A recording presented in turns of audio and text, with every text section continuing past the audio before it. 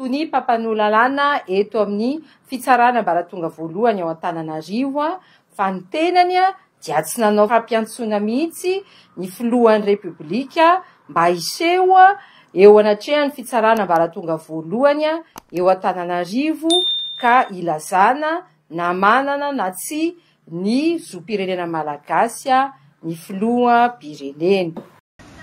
Fa zareo zany milaza hoe tsy voarainy le izy mba ilazana fa tsy azo raisina ny fitoriana izay nataonay. Ny taratasy milaza zany hoe malagasy ianao. Io ndray dia miankina amin'ny mpitsara fa anjarany zany no mampiatra ny lalàna code de nationalité rehefa tokony ahazo an'izany taratasy fanamarinana maha malagasy zany ilay candidat. Tsy tahotra tsy enatra ministry ny fitsarana Randriamanantena Soa Laondimbolattina nampiseho fa efa voavidimbola izy ireo ary tsy afaka manao ny asany ara-dalàna intsony. Raha manaraka toedra aram-pirenena ankaiky ihany koa tsika androany groupe parlementaire TGV nangataka filatsanko vidin'Andriamatofiloha Andrajoelina amin'ity 13 Soarivo ity na dia fantatr'izy ireo aza mizaka zom-pirenena vahiny i Andriamatofiloha Andrajoelina. Izy ireo moa dia efa olon-dehibe ary efa mahalala zavatra tian'izy ireo sy ny zavatra tiany firenena ary mahasoa ny firenena. Iverenantsika ny fanambarana nataon'ny ministry ny fitsarana. Nanamafy tao amin'ny article 71 izy hoe ny olom-pirenena rehetra afaka mankeny amin'ny fitsarana manamarana hoe mbola manana nationalité malagasy ve sa tsy. Fa ny olom-pirenena ny tsiraray no any afaka mandeha makany amin'ny fitsarana ambaratonga voalohany manao fangatahana mba ilazana na manana na tsy ny zom-pirenena malagasy ny tenany. Olom-pirenena tsiraray zany izay voakasika. Ny andininy faharoa amby fitopolo amin'io diditsy volana io ihany koa dia milaza fa ny Tony Papan'Olalana irery ihany koa no afaka manao an'izay fangatahana izay eo anivon'ny fitsarana ambaratonga voalohany mitsara amin'ny ady madio mba ilazana na manana na tsy ny zom-pirenena malagasy ny olona iray. Ankoatr'izay satria moa mandeha foana ny resaka mahakasika assignation isan'andro eto amin'ny tambazo tserasera nanamafy izay voalazan'ny mpanao lalàna ity ministry ny fitsarana ity mahakasika ny hoe ny mpanao lalàna ihany no afaka manao assignation.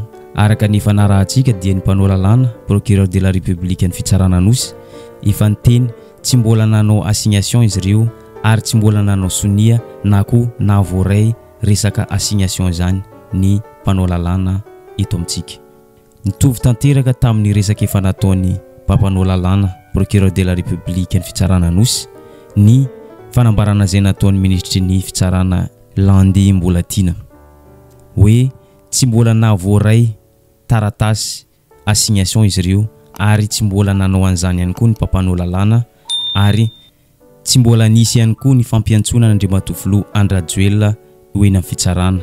Hitatsika ary rentsika omaly fa nanao fanambarana ny Tony Papan'Olalana eto amin'ny fitsarana ambaratonga voalohany ao Antananarivo fa ny tenany dia tsy nanao fampiantsoana mihitsy ny filohan'ny Repoblika mba hiseho eo anatrehan'ny fitsarana ambaratonga voalohany eo Antananarivo ka ilazana na manana na tsy ny zom-pirenena malagasy ny filoham-pirenena. Ny Tony Papan'Olalana dia nanamafy ihany koa fa tsy nandefa tsy nisy arak'izany ihany koa ny dika mitovy amin'izany fampiantsoana amin'ny alalan'ny vaditany tonga nalefa aty amin'ny ministeran'ny fitsarana.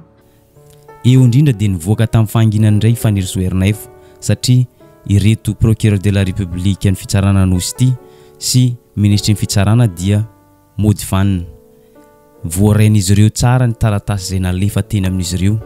Voaray ny tao amin'ny présidence, voaray ihany koa ny tao amin'ny ministry ny fitsarana, voaray ihany koa tao amin'ny procureur de la république ny fitsarana anosy.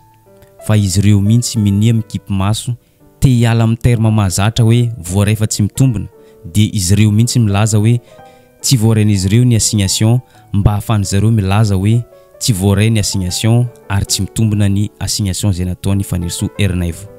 Ny tao amin'ny ministera moa iny tena rahantsika mahita ho maly iny fa hoe ny fanilanilaka teo zareo andray anazy hoe misy tompona andraikitra tokony andray hoeto any amin'ny dirikaby, hoeto any amin'ny SG, hoeto ary amin'ny sekretariat, hoeto an'izao.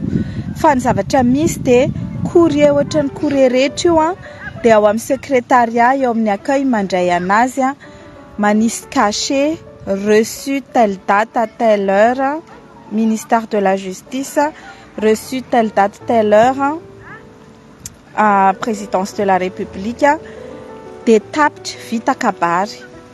Fa zareo zany milaza hoe tsy voarainy le izy mba ilazana fa tsy azo raisina ny fitoriana izay nataonay. Araka nambaran'ny fanirisoa dia hita mibaribary fa efa voavidy vola ireto ao amin'ny fitsarana sy ao amin'ny HCC sy ireo tompona ndraiky mpanjakana ambony. Porofon'izany izy ireo dia mitady izay fomba rehetra anomezana Andriamatoa Andrajoela ny nationalité malagasy.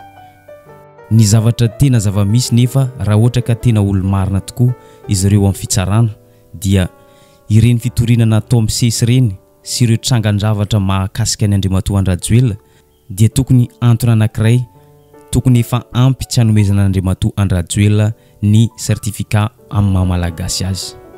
Fa ny zavatra mahagaga nefa dia mifanohitra amin'izay ny zavatra ataon'izy ireo amin'ny fitsarana, mitady hevitra mba hanomezana an'Andriamatoa filoha ny certificat de nationalité malagasy.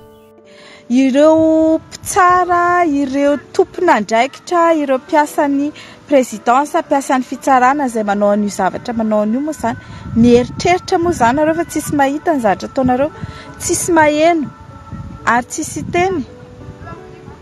Efa nampitandrina izahay amin'ny fitsarana tsy azo antoka io. Efa ny teny daholo ny candidat rehetra, ny teny ny mpanao politika, ny teny ny vahoaka malagasy tsy mahazo certificat de nationalité Andry Rajoelina.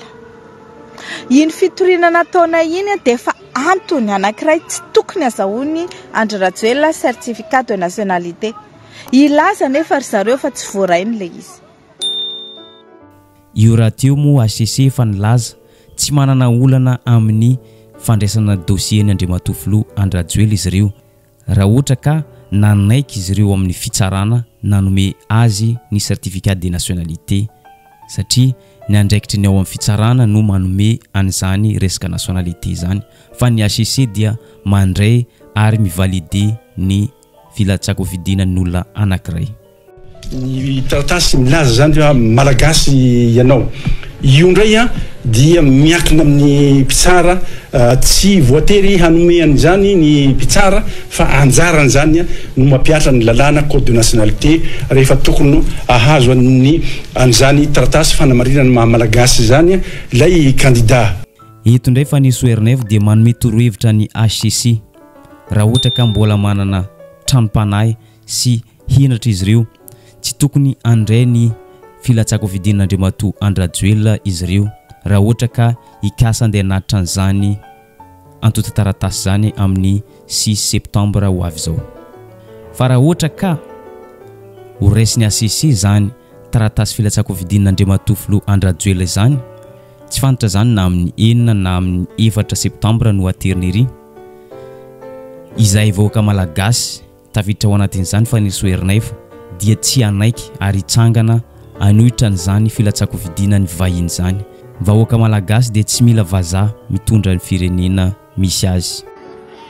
Ekeko fa tokony hanome ny administration fa tsy anjaranareo amin'ny HCC manao an'izany fa ny anjaranareo eto dia ny handa ny candidature ny Andry Rajoelina rehefa mametraka izany izy amin'ny le 6 satria tsy mafeno fepetra ary raha ohatra ka mbola minizy ametraka izany dia mbola mamerina ihany antsoavo amin'ny olona rehetrarehetra, amin'ny candidat, amin'ny olona izay misoratra anaty liste électorale ho an'ny malagasy rehetra. Oka isika tsy hanaiky, tsy hanaiky ny filatsakovidinana Andry Rajoelina satria tsy manana nationalité intsony izy. satria efa hita miariary fa efa voavidimbola daholo ireo ambaratonga rehetra anatanteraka ny fifidianana tafiditra ao anatin'izany CENI, HCC, nisy ireo amin'ny fitsarana sy nireo ambaratonga hafa maro mandray anjara ankolaka na koa mivantana amin'ity fifidianana 2024 ity.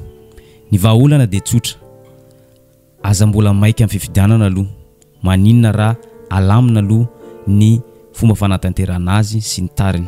Ny tena tsara dia aravana mihitsy ny vondrona ao amin'ny HCC, CENI sy ireo amin'ny fitsarana fa efa voavidimbola ary tsy afaka manao ny asany araka ny tokony izy ireo. Zay ny vahaolana atolotry ny faniriso Ernaivo.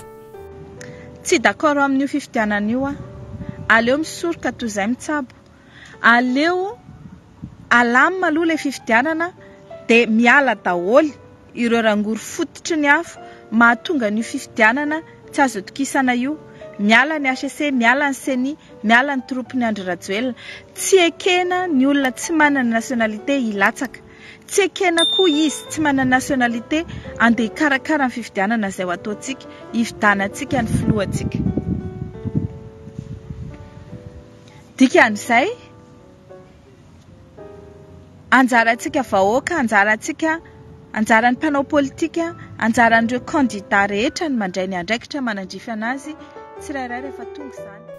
Manoloana resaka mahakasika tahotra ny korontana zany, efa melomelo sady ny mpitandro filaminana ary efa nanao fanambarana mivantana androany hoe mampitandrina ireo izay hitady anakorontana eto amin'ny firenena na amin'ny resaka fifidianana zany na fiarahamonim-bahoaka zany dia mampitandrina mpitandro filaminana fa tsy maintsy andraisana fepetra aingana farak'izay mafy izany olona mitarika zany fanakorontana izany hoy mpitandro filaminana. Mpitandro filaminana dia manao zao fanambarana zao.